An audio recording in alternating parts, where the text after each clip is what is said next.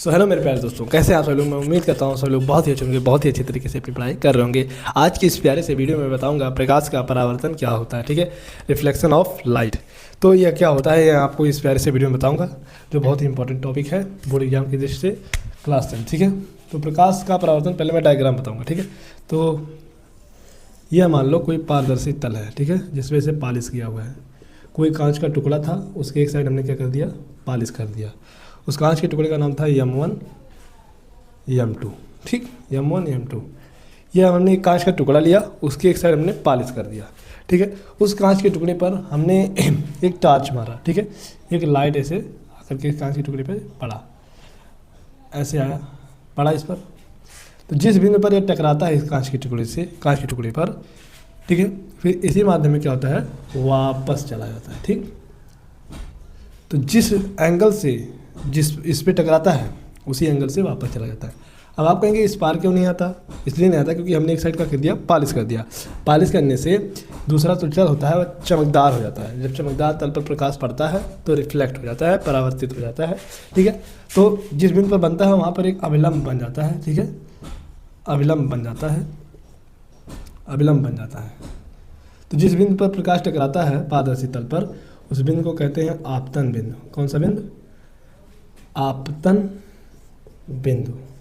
क्या कहते हैं, आपतन बिंदु। जो प्रकाश किरण आती है उसे हम कहते हैं आपतित किरण। कौन सा किरण, आपतित किरण कहते हैं। जो प्रकाश किरण वापस टकरा कर चली जाती है उसे कहते हैं परावर्तित किरण, परावर्तित किरण। ठीक, परावर्तित किरण। ये बीच में हमारा क्या है, ये हमारा है अभिलंब।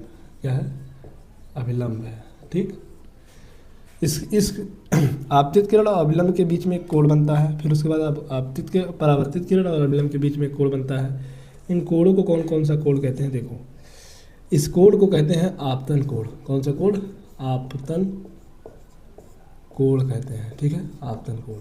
आपतन कोण को एंगल I से प्रदर्शित किया जाता है। ठीक है, इस कोण को एंगल R से प्रदर्शित किया जाता है। इस कोण का नाम होता है परावर्तित किरण,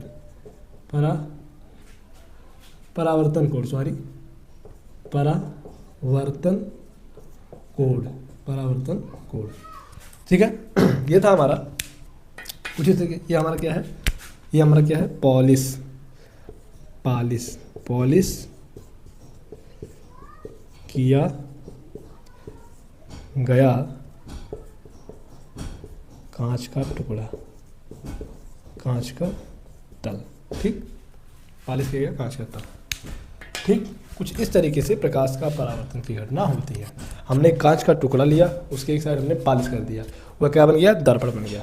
जैसे ही हमने उस दर्पण पर हमने क्या किया, लाइट मारा, लाइट उसके तरफ किया, तो उससे लाइट टकरा कर फिर वापस उसी माध्यम में चला जाता है। ठीक है, क्यों चला जाता है, क्योंकि हमने एक साइड पॉलिश कर दिया जिससे चमकदार हो गया। जब चमकदार हो जाता है तो प्रकाश पार नहीं होता है, इसी कारण वह क्या करता है, मुड़ जाता है। ठीक है, जब आप धूप में कभी मिरर को करते होंगे तो आप देखते होंगे कि यहाँ पर करते हैं तो वहाँ पर जाकर के चमकता है। यह प्रकाश के परावर्तन के कारण ही होता है, और प्रकाश के परावर्तन के कारण ही एक दूसरे को हम देख पाते हैं, हर एक वस्तु हमें दिखाई देती है। ठीक है, बिना प्रकाश के परावर्तन की घटना के बिना हम कुछ भी नहीं देख सकते हैं। ठीक है, इसलिए प्रकाश का परावर्तन की घटना होती है, जो बहुत ही इंपॉर्टेंट घटना है। ठीक है, तो जब कोई पारदर्शी तल पर प्रकाश किरण पड़ता है फिर उसी माध्यम में वापस चला जाता है, तो इस घटना को प्रकाश का परावर्तन कहते हैं। एक डिफिनेशन बन सकता है, जब किसी पारदर्शी तल से कोई प्रकाश किरण टकराता है फिर उसी माध्यम में वापस चला जाता है, इस घटना को प्रकाश का परावर्तन कहते हैं। फिर आपतित, जो प्रकाश किरण आती है उसे आपतित किरण कहते हैं, जो प्रकाश किरण जाती है उसे परावर्तित किरण कहते हैं। आपतित किरण और अभिलंब के बीच में कोण बनता है जिसे हम कहते हैं आपतन कोण। फिर परावर्तित किरण और अभिलंब के बीच में कोण बनता है जिसे हम परावर्तन कोण कहते हैं। ठीक है, परावर्तन कोण को एंगल R से, आपतन कोण को एंगल I से प्रदर्शित किया जाता है। उसके बाद बात करें तो जिस बिंदु पर टकराता है प्रकाश पारदर्शी तल से उस बिंदु को आपतन बिंदु कहा जाता है। ठीक, अब देखो परावर्तन के कुछ नियम हैं। नियम क्या है, नियम क्या है, दो ही नियम हैं। पहला आपतित किरण, परावर्तित किरण और अभिलंब तीनों एक ही तल पे होते हैं। ठीक है, तीनों एक ही तल में होते हैं, एक ही तल में होते हैं। ठीक, आपतित किरण, परावर्तित किरण और अभिलंब तीनों एक ही तल पर होते हैं, मतलब तीनों एक जैसे होंगे। ऐसे तीनों ऐसे होंगे, ऐसे तीनों बराबर होंगे, कि ना कि एक ऐसे एक इधर का एक इधर का, ऐसे नहीं होंगे, तीनों ऐसे बराबर होंगे। इसी का तरीका है एक ही तल में होंगे। ठीक है, ये समझ में आया। दूसरा नियम है, ये हमारा पहला नियम हो गया। दूसरा नियम हमारा है आपतन कोण बराबर परावर्तन कोण, यानी कि आपतन कोण सदैव परावर्तन कोण के मान के बराबर होता है। क्यों?